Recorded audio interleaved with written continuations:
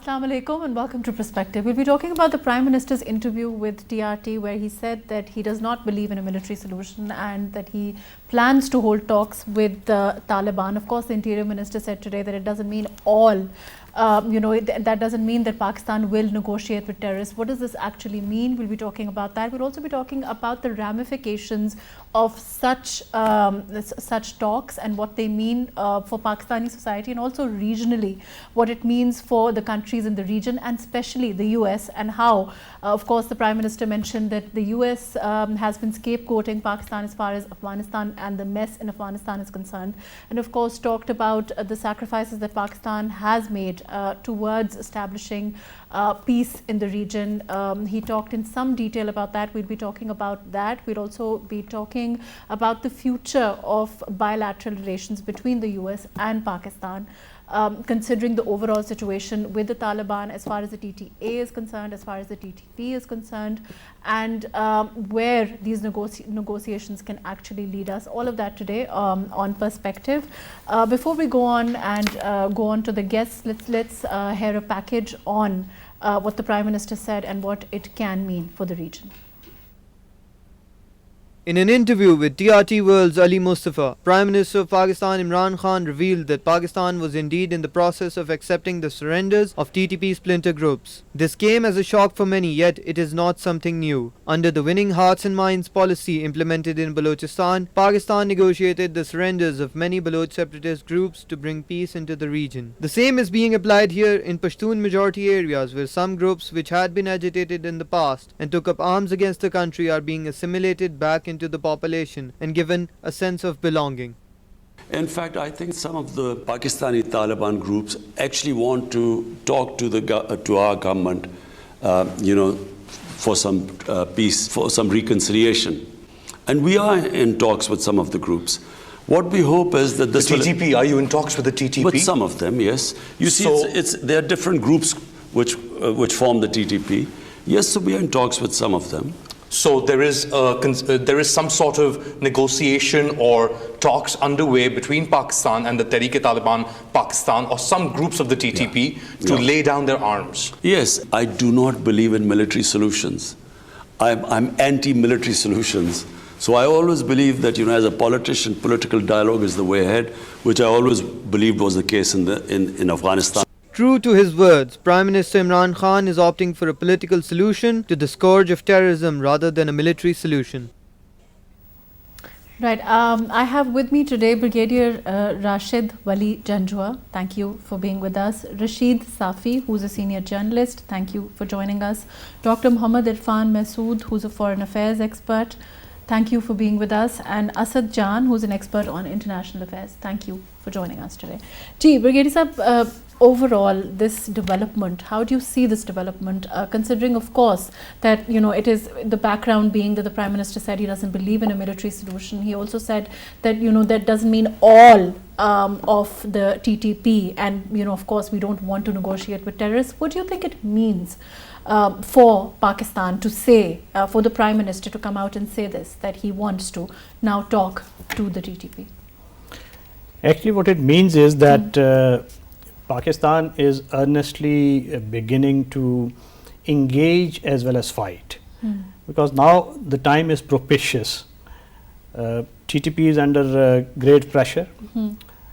The space is being squeezed inside Afghanistan, and now the spike that we witnessed was an attempt on their part to come and regain some of the spaces which were denied, because the area has been sanitized and the army is right on the forward float. At this point of time, there are strategies that have to be followed, and Pakistan, I think, is following a very balanced strategy. You just cannot fight your way out of a problem. Ultimate end to every conflict is a negotiated settlement. And they are also not a monolith. like United States, they entered into negotiation with the Taliban. I want to come to that. Do you think that we're equating this and saying that, you know, with the US trying to wage a war in Afghanistan which lasted, you know, some 2 decades, and ultimately they had to come on the table and discuss and, you know, have talks with the Taliban. Do you think that it's fair to equate what happened in Pakistan as far as the TTP is concerned on the same, on the same footing? Do you think it's fair to equate the two? You see, there are concerns because TTA in Afghanistan was fighting a war of liberation. Here, it was a war against the state waged by recalcitrant elements. Right. They were truculent and they were mostly the criminal elements. They didn't have a solid ideology and they just lashed on to the bandwagon of Taliban. And there were a lot of organized crimes. I don't think so it will be entirely fair to equate both the resistance movements. Here, once we say that we enter into talks, I think if you we carefully listen to Prime Minister, what he meant was that we are into an engagement mode with some of the factions because they also consist disparate elements like there are JU, Jamaat al-Ahrar, there are disgruntled elements which were part of sectarian organizations.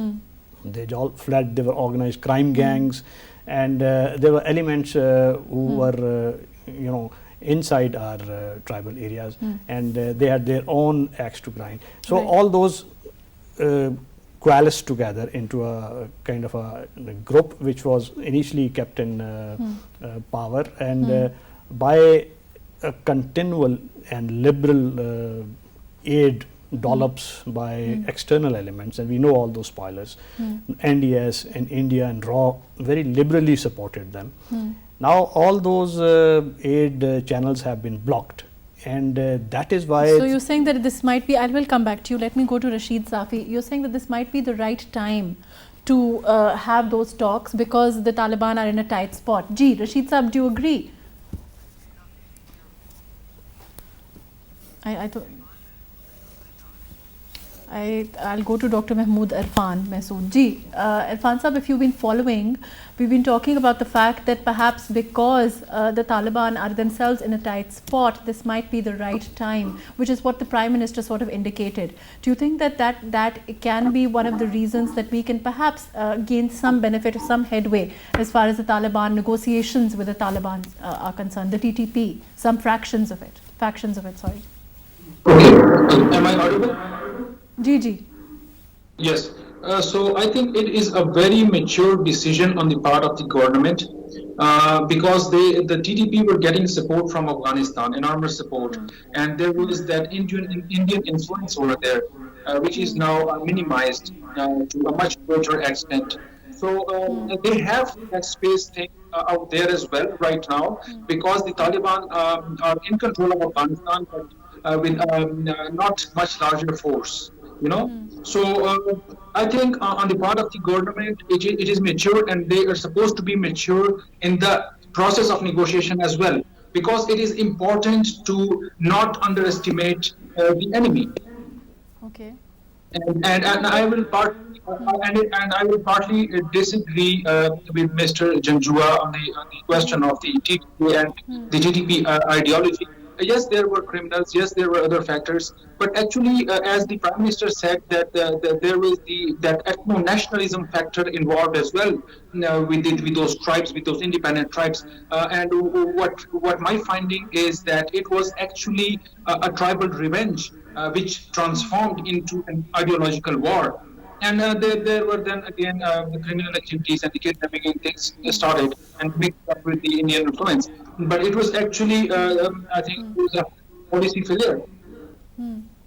Irfan sir, but what about internationally speaking? What about, how do you think this is going to be looked at, this move by Pakistan at this time to say that we are going to negotiate even if it's with some factions of the TTP?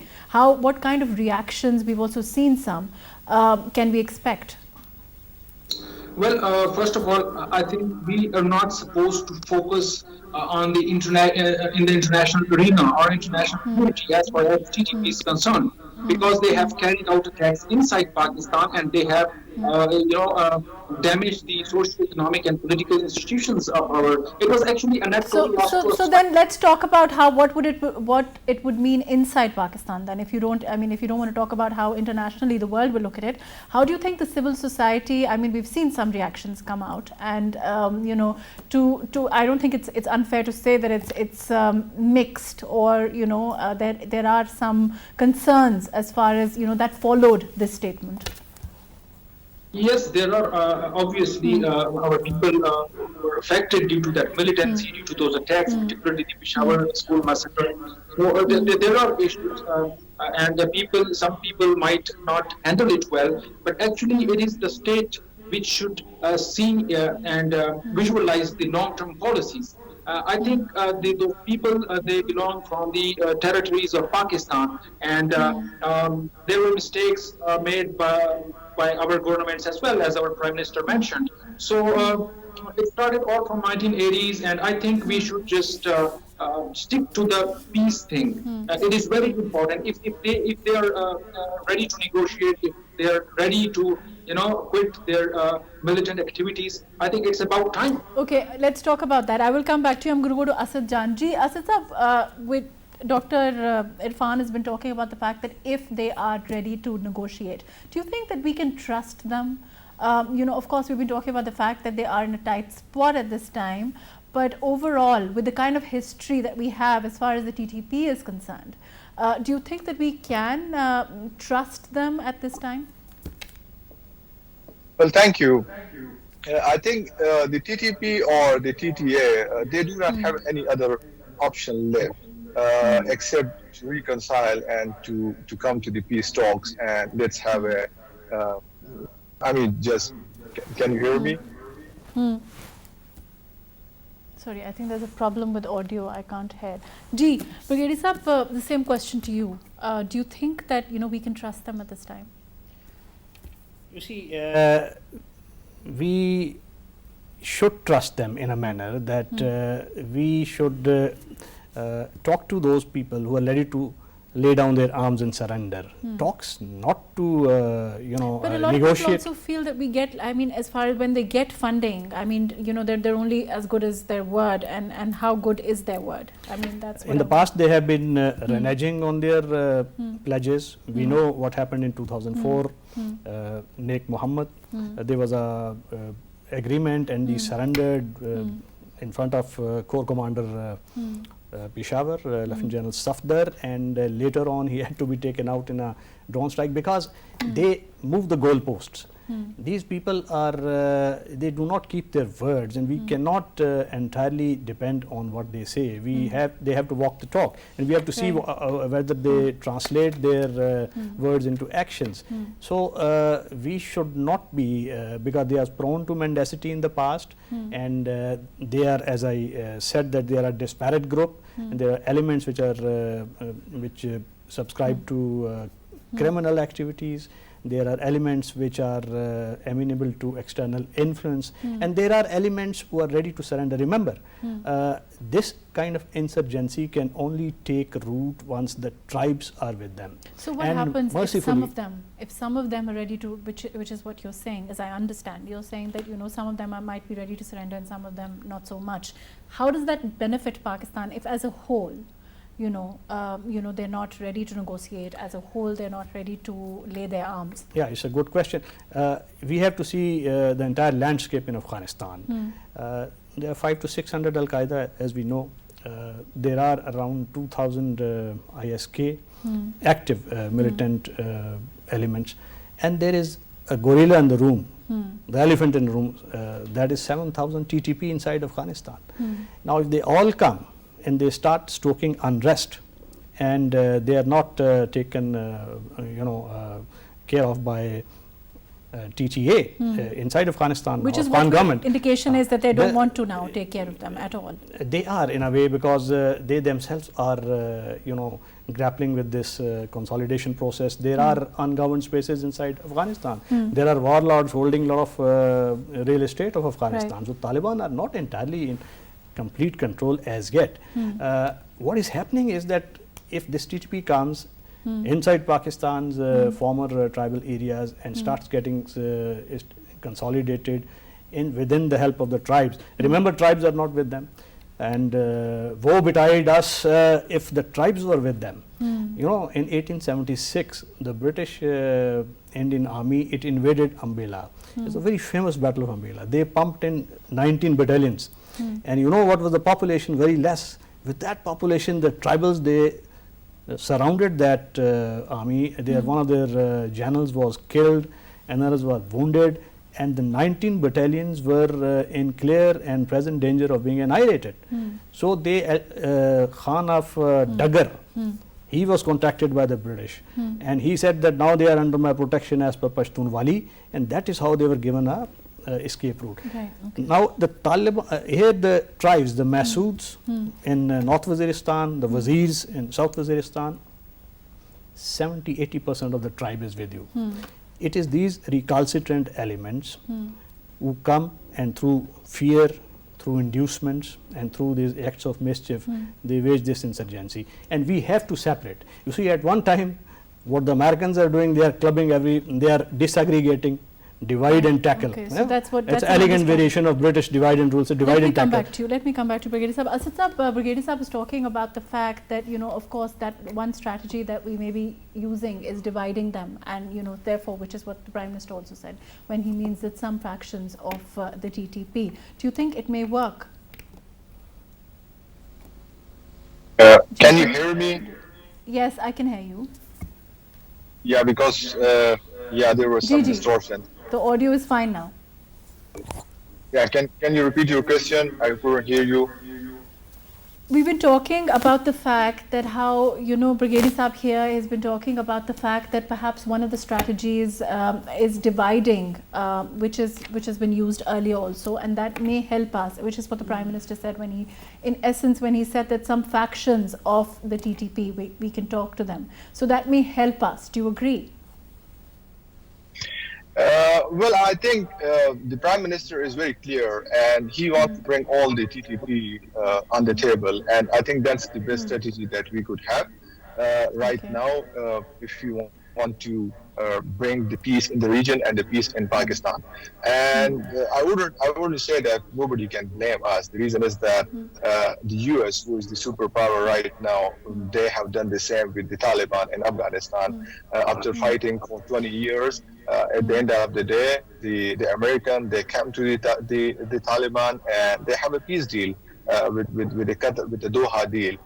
So there is an again example. we're comparing, isn't it like, you know, we've had this discussion before that, you know, we're comparing apples with oranges when we compare the TTP and the TTA and US you know, negotiation or coming and talking and laying down arms, all of that with our history with the TTP. Isn't that true?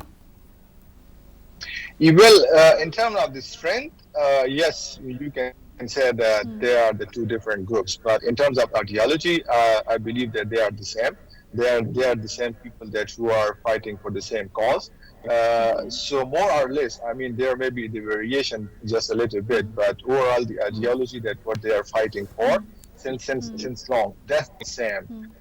So yes, I mean, if you bring them on the table, if what the Prime Minister has envisioned in the recent interview, I think that's the only solution, and there is no other solution. If we like in opposite direction, I mean, what do you want to fight them for the next 10 years or 20 years? Afterwards, what will come? Obviously, either we have to kill the entire TTP, or we will bring them to negotiation. If we kill the entire TTP, that's the one thing which is not possible. But the killing, obviously, that will incite the other thousands or millions of people who can join the cause that why the people has been killing. Let me come back to you. I'm going to go to Dr. Muhammad Irfan Masood. Ji, Irfan Sahab, let's talk about, you know, we want to talk about the bilateral relations as far as US and Pakistan is concerned. You know, on the one hand, there seems to be some confusion, I don't think it would be wrong to say, as far as our relationship with the US is concerned. Because on the one hand, we want there to be a relationship which, you know, of course, the primary goal being our regional interests at this time. But then, of course, you know, the Prime Minister also mentioned the fact that as far as the US is concerned, Right, Brigade Sahab, I think there's a problem with audio. I'll have to come to you. Gee, I want to go on and talk about the US-Pakistan relations. As far as our relationship with the US is concerned, you know, on the one hand, we are saying that we want our relationship to dictate our interests. But on the other hand, of course, we've seen the US say the recent hearings that we've witnessed, you know, the Republicans act that they want to bring, all of that, whether that actually does become law or not. But we are seeing this trend in the US to sort of put it all on us, right? And then on the other hand, we want to have a bilateral relationship with the US also. So what kind of a future do you think that we can anticipate in the wake of this new development now? There are two things we need to be cognizant of. One is the overall geopolitical scene, which is framed by US-China rivalry. Let's have no illusions on that score. Okay. United States has pitched its strength solidly behind India as a regional surrogate, as a counterweight to China, and this competitive politics will define the relationship between United States and Pakistan in future as well. Right. Now, there's a second element of domestic politics. The Republican and Democrats, they know in 2022 there are state elections, and then there are presidential elections. So Americans are already in a election mode. So much of the debate that is taking place is to settle score with Biden by Republicans for his precipitous withdrawal and all. And that whether will it's continue. a fallout of the Trump administration or not, or the way that it's looked at. Exactly, and they would look for the scapegoats. It is for us to remain engaged with them and try and tell them through academia, through diplomatic channels, and give a But very. how do you think they look at this development now? You know, because they've been saying to us anyway that, you know, we are responsible in some manner, so to speak, for what's happened as far as Afghanistan is concerned, and now our negotiation with the TTP. You know, that's not really going to go that well as far as the US is concerned. Of course, you know, that's yes, neither here and nor there. it's very easy. In fact, what they achieved, and they entered into a negotiation mode, and they had the option to walk out. Now we don't have any option of walking out. These are our own areas. What we are trying to do is to sanitize our own area of all vestiges of terrorism, and one of the best ways is to fight, and we have fought well. Over 500 you know, young and junior commissioned officers have laid down their lives. 1700 soldiers, paramilitary soldiers, they've all laid down their lives. There have been prodigies of valor. Our young people are still dying. A week ago, a young captain laid down his life in Tank. You see, we have to find a solution to this thing, and army in Pakistan is prepared to go to the last extent to sanitize the last vestiges, and right now up till the border, every inch of the territory is under their control. But the point is, when you want to find the lasting and the final solution, you have to actually talk. You have to even negotiate the terms of surrender. And by talks and by reconciliation, it doesn't mean that you capitulate to these terrorists and TTP. What it means is that you wean them away from militancy, give amnesty to those who were not involved in heinous crimes, give amnesty to those who are ready to part ways and become part of the mainstream, and then fight and decapitate and go for a coup de grace against those elements who are not ready to lay down their arms and who are externally funded also, and they have an agenda of their own. Then it would be easier to separate and deal them separately, and those who are ready to become part of the mainstream, I think it's not a bad strategy to win them over and wean them away from militancy. And actually we should now be thinking of a strategy of rehabilitation also, and their de-radicalization. We have the experience. But we need a strategy as far as the US is concerned also. Isn't it true? I mean, you think it's naive to sort of just think that it shouldn't matter to us at all? Let me go to Irfan Sahab with this, and I will come back to you. Gee, Irfan Sahab, don't you think it's naive to say that it shouldn't matter to us at all as far as our relationship with the US is concerned, and how they look at it, how you know, this looks to them, considering that that whole background with Afghanistan, Taliban, the hearings that are happening in the US, their domestic politics. We've been talking about that also within their own in America at this time, their own administration, all of those things. Do you think that there is clarity as far as what we want with our relationship to the US at this time? Okay, it's a very important question. And there are hearings there in the Congress, but I think it is more of a political stunt to pressurize Pakistan, and a scapegoating thing is going on as well. But Pakistan's foreign office should deal it more maturely, because now is the time. It is a very fragile time, and the US and Chinese rivalry can it is a challenging thing for Pakistan to keep going with the CPAC, with the Chinese as a friends, and then to keep good relationship, to maintain good relationship with the US. It's a challenging task. So I think our diplomacy can play a very decisive and important role, and the government officials, including the Prime Minister, I think they should get a rigorous advice from the Foreign Office, from the diplomats. We cannot just give statements straightforwardly. We cannot do absolutely this or that. So there should be diplomacy involved. It is high time for diplomacy. Of course. But let me come back to you, Brigadier Sahab. As far as our relationship, for the US, of course, what matters most is what we can do for them in Afghanistan. I don't think it's wrong to say that. And at this time, as far as our leverage or bargaining power, whatever we may call it, what do you think it is? I think the right question would be, what do they actually want in Afghanistan? They have cut their losses, they have left, and now what they want is perhaps a semblance of order to give them a face saving in their domestic politics. Now, that face saving is their definition of inclusivity. That inclusivity is poles apart from Taliban's definition of inclusivity. Okay. So what we can do perhaps is to act as a bridge by remaining engaged with both Afghan government as well as the US government, but we should not over promise and under deliver. We should talk less, and we should not be too voluble in our diplomacy.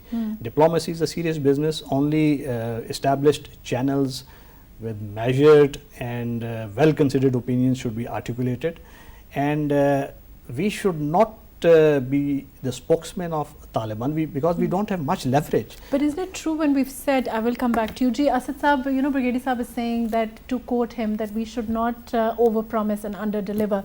But as far as leverage is concerned, we've had this conversation where the Prime Minister said that, well, we don't really have the kind of leverage that the US seems to think that we do have. But then on the other hand, of course, we are saying, again, that same mantra of do more, do more. In terms of leverage, what do you think we can achieve at this time as far as, Taliban is concerned in Afghanistan, to satisfy the US, as far as our relationship, bilateral relations with the US is concerned? Are concerned, sorry. Well, I think Pakistan and the US has always like a love and hate relationship. And this is not the first time that this relationship has like the love and hate thing.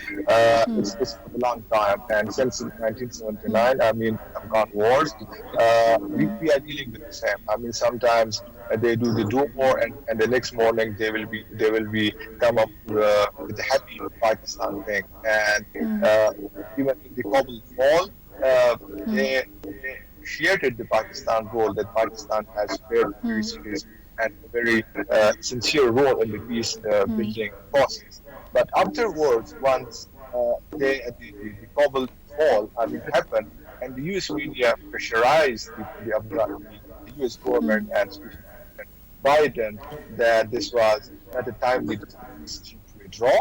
The reason is that for all the 20 years of war, the media was pressurizing, and they were highlighting all those people that who lost their I life. said when we say that, when we say that we should not be spokesman for the Taliban, of course the Prime Minister has been saying consistently that for there to be for the Taliban government at this time to have any sort of chance, they need to get the kind of help, the world needs to engage with them. Which is what we've been talking about, which is what the Prime Minister has consistently said. Do you think that that narrative is going forward to the world, to the US even? Yes, I 100% agree that Pakistan should not be a spokesperson. The reason is that not only Pakistan but all the international community, they should deal Afghanistan like a sovereign country, and they should obviously the recognition stuff from the international community. Once they agree and recognize the Afghanistan government, then they will obviously start believing and start trusting and then that this is Afghanistan, the new era and then a new peace process. But at the same time, I mean, nobody can deal better Afghanistan than Pakistan, because the reason is Pakistan is a vibrant country. They are sharing the border, they are sharing the same language, the same religion. We're hosting, still we are hosting like more than 4 million refugees in Pakistan, and still more are coming. So, as a spokesperson, if you say that we shouldn't feel that, and somehow, yes, we will be and we should be. The reason is that our stakes are bigger than the US, our stakes are bigger than the Russia or the rest of the region, because we have suffered a lot. Like more than 8,000 people, Pakistani people, lost their lives, and thousands of military people and personnel and all those. So yes, I mean, in another stance, if you say that Pakistan shouldn't be the spokesperson, but yes, they shouldn't be the spokesperson, but they should be heard and they should be consulted every major changing perspective that what the Pakistan is thinking and what the Pakistan should do. So I think my suggestion would be that US should start giving and trust Pakistan. I know China or the Russia. Let me come back to you. Ji, Irfan Saab, do you agree? We've been talking, I hope you've been following, we've been talking about, the Prime Minister's take as far as the Taliban in Afghanistan is concerned. And of course, the fact that we need the world, the inclusivity factor, the engagement factor, which he's been talking about and saying that the world needs to engage with the Taliban for them to have any real chance of, for there to be peace in the region. Yes, why not? Pakistan, first of all, the thing is that Pakistan should not give statements or commit to international community that we will, pursue Taliban to, get women into education or, gender equality related issues or any issue. Because Afghanistan is actually a de facto state now. It's a political matter. They're legally a state. Politically it is an issue. So they can speak for themselves. One thing. The second thing regarding the TTP is very important. I would like to mention here is that when one of the panelists mentioned that they were like peace deals were made by the government with the Sheikh Mohammed and then again with the Akimullah Masood and so on. But who broke those peace deals? Actually, there is a mutual trust laking. Most of the deals were broken on the part by the government. By the then governments. So that thing is very important. And then those policies were, flawed. The tribal elders who were in power, they were not given priority, and the government rushed to the militant leaders. It made them more powerful. And they thereby, and then they killed the tribal elders. More than 1,000 tribal elders were killed in the tribal battle. Now, the negotiation process is a very delicate process. Tribal elders must be engaged, not each and every tribal elder. The influential tribal elders who are respected there on the grassroots level in the communities.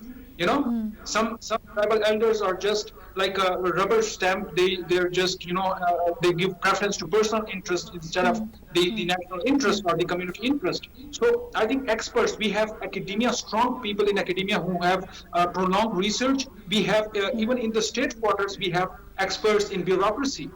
So these people should be engaged to identify those people those elders on the ground who can bring those militants. It's a very delicate process. We failed in it before. I think we should not fail in it again. And what I personally think, what the ground data suggests, I am been doing various research projects regarding these militant groups. I think most of them might be willing by now to leave their militant activities, and some of them are like entangled in those militant groups. Once they joined it, they couldn't leave it because they were not having any other option. So I think our government should include people with very strict that check. Okay, let me come back to you. Brigadier Sahab, do you agree? Yes, Of I course, agree. Engagement, I agree, but not in a manner that it should be an Okay. engagement by academics. I think we need to have a council of experts Okay. comprising those people who have had experience of that area, who know the language, who know the cultural dynamics, who know the tribal dynamics, to engage in our own area also. And with this TTP, whatever is being, engagement is being effected, it should be with the help of that council of experts. And in Afghanistan also we should be cognizant of one reality, and that is the periphery center paradox. Now a centralized control has been achieved by Taliban, but that has not translated entirely into the whole Afghanistan, because still there are areas which are under control of different kind of power brokers. Right. So it will be a big challenge once they go and actually try and wrest that space away from those groups. There will be conflict. The old tribal order has been destabilized. Right. The concept of tribal elders has been replaced. Now there are religious leaders, militants. Those have taken over the leadership. Once they enter into a center periphery kind of a dialogue, and the political and the administrative power is wrested away from them, there will be again a conflict, and that conflict might affect Pakistan also. So we should be concerned more about consolidating our own hold, and I think to that end, this engagement with the TTP, and I call this engagement fight walk. Okay. And fight talk. You should fight recalcitrant elements, and you should talk with those who are amenable to reason. As far as, I'm running out of time, but quickly, as far as our own on the domestic front is concerned, do you think that there should be measures to take perhaps, the parliament into confidence, or, for this to actually, so that the narrative that the Prime Minister is giving forward can actually translate and move to the civil society, to the masses, because, of course, so many people lost their lives, and we've had, Pakistan has suffered, and we've seen the suffering that has come at the behest of the TTP. Absolutely, a very, very important point you have highlighted. I almost forgot. Yes, this engagement, what's going on with the TTP should be debated in the parliament. The parliament should be taken into confidence, and after a thorough debate, all pros and cons of this approach should be debated, and maybe something good comes out. There are people who have tribal background, they are sitting in the parliament, and there are people who have been involved with the governance process. So I think it will be very good idea to take this thing to parliament, and then from there debate this thing, and then a policy should be formulated after that input by the cabinet.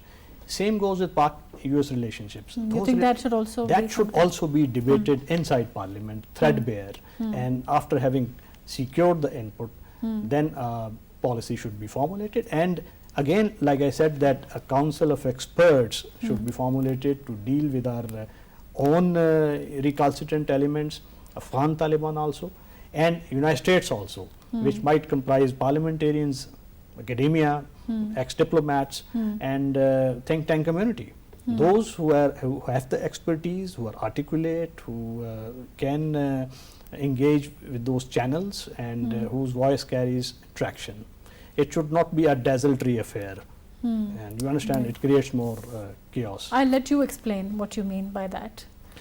What I mean is that at this point of time, you see Indian lobby is very assertive in the United States. Right. When the PM Modi went, I think there was a whole lot of campaign, and the entire media, it choreographed his visit. Though they had a very wrong and very weak narrative, but still they tried to give it traction. Right. In our case, isolated, one swallow doesn't make us summer. You know, one member of cabinet goes and he comes back without retaining much. I think those experts, diplomats, parliamentarians, our ministers, foreign ministry and all, they should be sitting down together, formulating a strategy as to how to engage United States, how to lobby the Congress, because there's a bill tabled, and though we know that there's a very less likelihood of it's being passed, but then the bipartisan consensus can evolve any time. There's some Democrats also who are with them. Very true. Very unfortunately, that's all the time that we have. Thank you so much for being with us, Brigadier Rashid Wali Janjua. Thank you for being with us. Dr. Muhammad Irfan Mahsood, thank you for joining us. Asad Jan, thank you for being with us today. As far as our issue, as far as our engagement with the TTP is concerned, certainly it's one of those things that needs to be, perhaps, you know, the civil society, the parliament will need to be on board as far as this very important engagement is concerned, as far as our towards establishing any kind of real regional peace is concerned, and of course as far as our relationship with the US is concerned, it needs some sort of clarity what we want from the US as far as our relationship, bilateral relationship is concerned, what the US wants from us, and perhaps a greater engagement with the parliament, with the civil society, so that they can be taken on board as far as you know, our relationship with US, our relationship with Afghanistan, the TTA, the TTP, towards establishing peace in the region, towards ensuring that our own interests are safeguarded. Thank you so much for joining us today on Perspective.